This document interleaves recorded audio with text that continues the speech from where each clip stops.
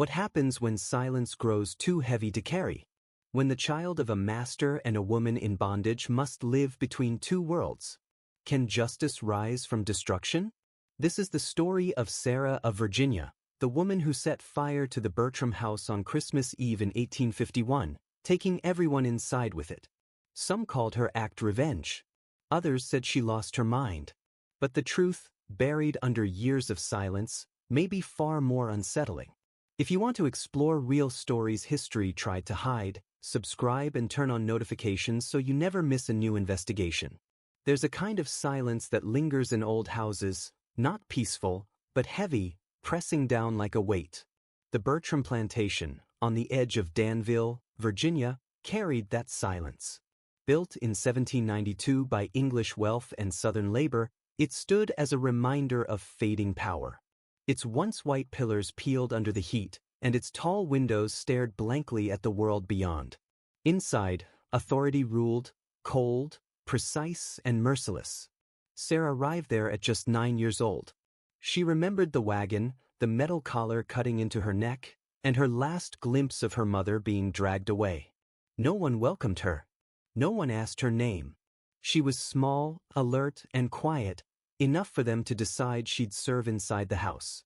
By 13, Sarah was caring for the Bertram twins, William and Jonathan, after their mother, Catherine, died from fever shortly after childbirth. Their father, Augustus Bertram, didn't grieve. He believed kindness made people weak. His gaze was like steel, and his punishments came fast. Sarah became more than a servant. She was the only warmth those boys knew. She fed them, rocked them, and sang broken songs from a childhood she barely remembered. They clung to her when storms shook the windows and laughed at her stories. But even as children, they knew she was not their equal. That knowledge hardened into cruelty. The Bertrams believed everything, people included, had a fixed place. Augustus, tall and rigid, ruled the house like a machine. Every sound of his boots sent fear through the halls. At night, Sarah barely slept. She knew the rhythm of the creaking stairs, the slow turn of a door. Some nights, those footsteps stopped at her room. Some nights, they didn't. She learned not to cry, only to hold her thin blanket tight. "Oh, Mabel," the cook warned her once, "guard your soul, girl. No lock can stop a Bertram man." Sarah didn't answer. She had no voice left. The fields grew cotton. The barns echoed with pain. The enslaved were counted not by name, but by what they produced. Yet Sarah, trapped close to the heart of that cruel house, saw and heard everything. She watched her people weaken under the sun and memorized their quiet grief. By 22, Sarah had become almost invisible, part servant, part shadow. She moved silently, always watching. Her eyes no longer cried. Her hands no longer shook. She saw the twins grow into men with empty stares and their father turn colder with age. But something in the house had begun to shift. The silence no longer just hung in the air. It beat like a pulse. Something old seemed to move beneath the floors and behind the walls. And Sarah, more aware than anyone, felt it first. The Bertram house was not just a home. It was a wound. And when a wound festers too long, it doesn't just bleed. It burns. By the winter of 1847, the Bertram twins had become young men, polished in posture, vicious in temper. William, the older twin by just a few minutes, carried that title like a weapon. Strong and quick-tempered, he had inherited his father's hardness and lack of mercy. Jonathan was quieter, calm on the outside, but with eyes that studied everything too closely. They were opposites in nature, one impulsive, the other calculating, yet both shared the same emptiness inside.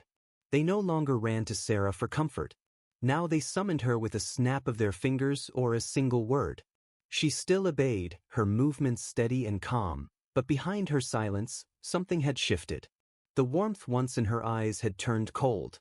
The boys she had once fed and cared for now looked at her as if she were just another object in the house. Useful, replaceable, invisible.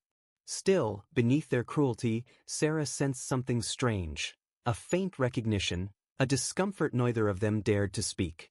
One evening, as she cleaned Jonathan's study, she overheard the brothers whispering. They spoke about their mother's fortune, about wills, trust funds, and secrets Catherine's family had kept. William laughed bitterly.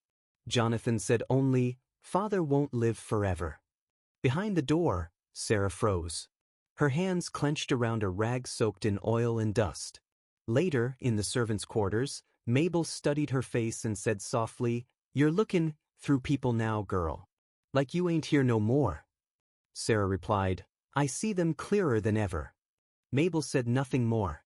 Some truths are too heavy to speak aloud.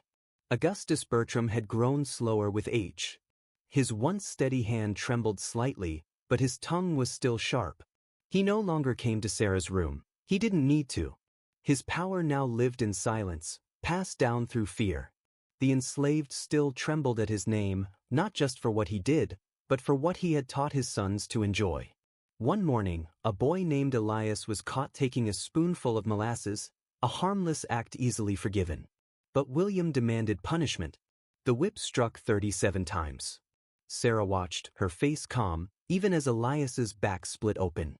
Jonathan didn't look. He simply wrote every detail in a small leather notebook. After that day, the plantation grew eerily quiet. Even the birds stopped coming near. The portraits on the walls seemed to lean forward. The floors groaned under the weight of unspoken things. And every mirror in the house began to feel like a pair of watching eyes. Then one night, Mabel took Sarah's hand and whispered, trembling, "He's your father, child. You knew it.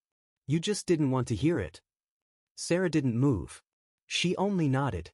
She had always known, in the way Augustus looked at her, in the marks left on her skin that others never bore. The truth was simple, cruel, and undeniable. The boys were her brothers, bound by blood, silence, and shame. That truth didn't free her. It tightened the chain. Blood weighed heavier than iron. And yet, deep inside, something cracked open, not hope, but a quiet understanding. Nothing in that house had ever been born from love. Only from power. Only from legacy. The next morning, before sunrise, Sarah stood alone. The fields were shadows. The house behind her looked like a tomb. She whispered her true name, the one her mother had once called her, a name no one in that house had ever known. It tasted like earth, like fire. As December settled over the plantation, a strange stillness filled the air. There was no snow, only a heavy quiet, like dust stirred in an old grave. The fields were lifeless. Frost covered the trees like mourning cloth. Even the wind refused to move. Inside, the Bertrams prepared for their grand Christmas celebration. But under the glow of candles and laughter, the silence waited, patient and unbroken. The house gleamed under candlelight, floors scrubbed spotless, silver polished until it caught every flicker of flame, linens pressed crisp and white. William paced the halls like a man running from his own thoughts, while Jonathan sat in his study, writing letter after letter with unnerving focus. Their father, Augustus, stayed behind a locked door, coming out only to bark orders or remind Sarah of her place with a single cold glance. Sarah went about her chores without a word. Her hands peeled apples, rolled dough, and lit candles, but her mind was elsewhere, watching, listening, waiting for something no one else could sense. 2 nights before the Christmas gathering, a young girl named Emily was sent to clean the main hallway. She was only 16, new to the house, with kind eyes and quick hands. Sarah had warned her gently, "Don't linger in the east wing after dark." But warnings whispered by servants were rarely heard. Emily returned just before midnight, her apron torn, her voice gone. Sarah found her trembling behind the stables, eyes wide and empty. She didn't ask what happened. She didn't need to. Sarah wrapped her in a blanket, pressed a warm cloth to her neck, and waited until the shaking faded. At dawn, Sarah went to the pantry. Behind old jars of preserved peaches, she pulled out a small cedar box. Inside were 3 hand-stitched dolls, worn, mended, and marked by years. One had red thread for hair. Another wore a blue ribbon tied around its neck. The third had no face. Sarah placed them carefully on the table and wrapped each one in linen marked with ash and old blood. Mabel entered quietly and watched. After a long silence, she said, "So you still remember?" Sarah's voice was calm. "I remember everything. That evening, snow began to fall, soft at first, then steady. Inside, the Bertram house glowed with candlelight and laughter. The air was thick with the smell of roasted goose and wine. Guests arrived in heavy coats, stamping frost from their boots as servants rushed to greet them. Music drifted from the piano. The twins drank too much, their laughter sharp and cruel. Augustus sat at the head of the table, silent but satisfied, a king presiding over decay. Sarah served each guest with grace, steady hands, calm face, eyes unreadable. She moved like a shadow with purpose. No one noticed when she slipped away. No one saw the faint trail of oil leading from the cellar up the servant stairs. No one questioned the damp edge of her dress. Just before midnight, Sarah climbed to the attic and pushed open the narrow window. Snow fell thick now, muffling all sound. From there, she could see the fields swallowed by darkness. The quarters were still. The barn flickered faintly with light. She struck a match and held it close until the flame touched her skin. There was no cry, no prayer, only a breath. For now, the moment hadn't come. The house was quiet. The dolls lay still on the table. The oil had soaked deep into the wood. Sarah waited, eyes closed, listening to the snow bury what little life remained. Christmas Eve came beneath a cold, slate-colored sky. The air bit through stone and bone. By evening, a smaller crowd gathered. The Bertram name no longer drew the respect it once had. Still, the house echoed with forced laughter and the clink of crystal.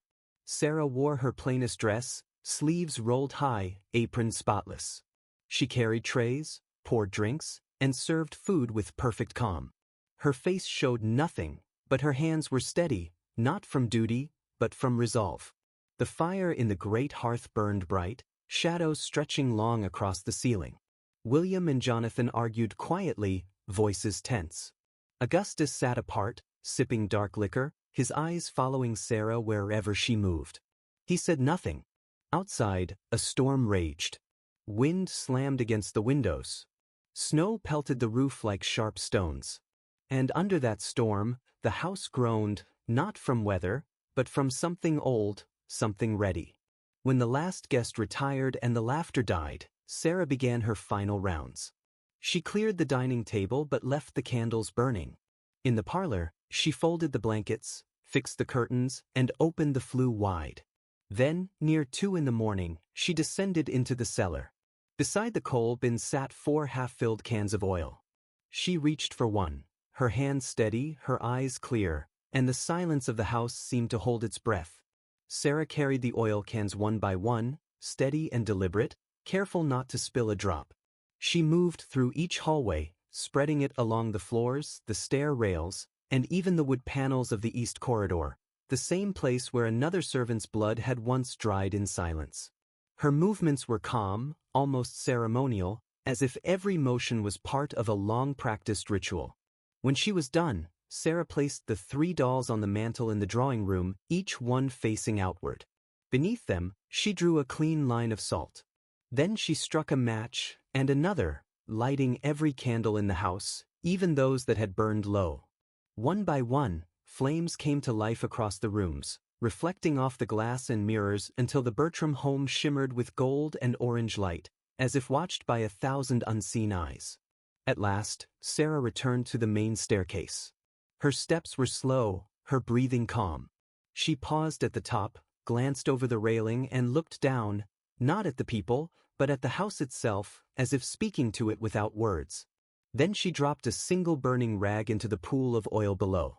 The fire caught instantly. It didn't scream, it spoke. Flames raced across the floorboards like blood rushing toward a heart. The walls came alive with light. Curtains and portraits vanished in smoke, their colors swallowed by black clouds that erased every name the house had ever held. Sarah did not run. She walked through the growing fire as if untouched, past the twins' rooms, past Augustus's study, past the master's chamber. Behind her, beams cracked, ceilings collapsed, and the house released its final breath in smoke and flame. By the time the townspeople saw the glow on the horizon, it was already too late. Snow fell heavy and soundless, uncaring. At dawn, they found Sarah sitting beside the old well. Her face was smudged with soot, her hands burned black. She didn't cry. She didn't speak. She only watched the smoke rise, as if measuring how far a soul must travel before it's free. The courthouse in Danville was a cold, gray building, its white columns stained with age and rumor. In January 1852, that silence hung thick. The whole town buzzed with whispers, some afraid, some curious, none certain. Few spoke Sarah's name aloud. Fewer still claimed to have ever truly known her. They said she confessed without speaking, that when the sheriff found her by the well, with ash in her hair and burns on her arms, she looked at him like someone who had already faced judgment elsewhere, in a place beyond men, beyond time. When investigators searched the ruins, they found only fragments, charred bones, 3 wedding rings, the bent remains of a rifle, and broken china once used for Christmas dinner. Augustus's body was discovered in what used to be his study, hunched over a drawer, a key still clutched in blackened fingers. William and Jonathan were found together in the east wing, mouths open as if caught mid-scream. The trial came quickly, though not fairly. Sarah was brought in chains. Her back was straight, her eyes unwavering. The dress they gave her hung loose and thin, far too light for the winter cold. The courtroom was packed. White faces filled the benches, caught somewhere between fear and fascination. A few newly freed people stood silently at the back, saying nothing. When the judge asked if she wished to speak, Sarah lifted her eyes, not to him, but through him, as though looking past the wall. Her voice was low but steady. "It was a clean Christmas," she said. The room stirred with murmurs. The judge struck his gavel twice and sentenced her to hang. No appeal. No mercy. But Sarah never reached the gallows. On the night of February 3rd, a fire broke out in the stable beside the jail. In the confusion, her cell was found unlocked, the guards dazed, and the keys gone. Some said she escaped west, disguised as a boy. Others claimed she threw herself into the river, though no body was ever found. Still, whispers endured. Some swore she never left Danville at all. Children spoke of seeing a woman at the edge of town during heavy snow, her clothes scorched, her eyes like mirrors. Farmhands refused to work near the old Bertram ruins, saying the soil there stayed frozen year-round. Nothing grew. No animals lingered. The well, the same one where Sarah had waited that morning, was sealed shut with wooden planks and rusted nails. In time, the story faded as stories often do. But her name never disappeared. It lingered, a quiet ember beneath the frost. What she left behind was more than a fire. It was a truth buried in frozen ground, not a lesson in forgiveness or repentance, but a reckoning born from silence finally breaking. Sarah was not a monster. She was not a saint. She was the echo of every voice that had been forced quiet, a reckoning that came with a face. The ashes of the Bertram house cooled slowly, buried under weeks of snow. By spring, only the stone foundation remained, blackened and broken, surrounded by a field that refused to bloom. Locals called it cursed ground. Preachers avoided it. Farmers took the long road around it, even when it cost them daylight. What once stood as a symbol of order and wealth had become a silent scar on Virginia soil, a reminder of what power built and what silence finally destroyed. In time, people stopped saying Sarah's name aloud, but they did not forget. Her story lingered in the cracks between fact and fear, reshaped by every tongue that dared to tell it. To some, she was a murderer, the woman who set her own blood aflame. To others, she was an avenger, a voice for all those who had none. But to those who knew the weight of her eyes, who remembered the quiet steadiness of her hands, she was something else entirely, a reckoning carved in human form. In Danville, the trial records grew brittle with age, tucked away in dusty ledgers that no one cared to open. The official version ended neatly: one fire, one confession, one vanished woman. But history rarely folds itself so cleanly. Years later, travelers passing through would claim strange things. A flicker of light in the ruins on cold nights. The faint sound of humming near the well. Footprints in snow where no one had walked for days. A farmer once said he saw a figure at dawn, a woman standing barefoot among the frost, her face calm, her hands covered in soot that never washed away. When he looked again, she was gone. Some called these stories superstition, grief given a shape. But in the small cabins beyond the town, among the families who carried memories older than their freedom, Sarah's name was spoken softly, with a kind of respect that bordered on prayer. Not because she burned the house, but because she broke the silence. The Bertram plantation had always thrived on quiet. Generations of cruelty had been buried under it. Women endured it. Men enforced it. Children learned it before they learned words. And for decades, that silence had served as armor, protecting the guilty, suffocating the innocent. But silence has a limit. One day it cracks. And when it does, it doesn't whisper. It roars. Sarah's fire was that roar. It wasn't born from madness. It was the final answer to centuries of unspoken things. Pain swallowed whole, dignity denied, mercy starved. Her act wasn't one of destruction alone. It was a closing, a cleansing, a truth no court or sermon could contain. In the years after the fire, the land around the old Bertram estate grew wild. Ivy crept across the stones, and owls nested where the dining room once stood. Travelers said the air there felt different, heavy, yet calm, as if something long trapped had finally been set free. By the early 1900s, a small school for freed children stood nearby. Teachers warned students not to wander toward the ruins, but some did. They claimed that if you stood at the field's edge at dusk, you could hear faint footsteps in the snow, slow and steady, as if someone still walked there. A teacher named Clara once found an old iron key buried near the well. She kept it on her desk until her death, saying it belonged to a woman who took justice into her own hands when the world refused to give it. Over time, the story spread beyond Danville. Some turned it into legend, others into sermons. But among the families whose ancestors had lived under Bertram rule, the memory remained clear. They told of a young girl brought there in chains, one who learned to move in silence, who raised the master's sons with care they never returned. And when the truth of her blood and pain could no longer be buried, she chose not silence, but flame. In their telling, Sarah never disappeared. She became part of the land, not a ghost, but a presence. A quiet guardian for those who remembered. Generations later, when storms swept Virginia, mothers would whisper to their children, "That's Sarah walking again, keeping the fire alive." And in a way, she did. Every act of defiance, every voice raised for justice, carried a spark of her flame. The old courthouse in Danville still stands, its walls cracked by time.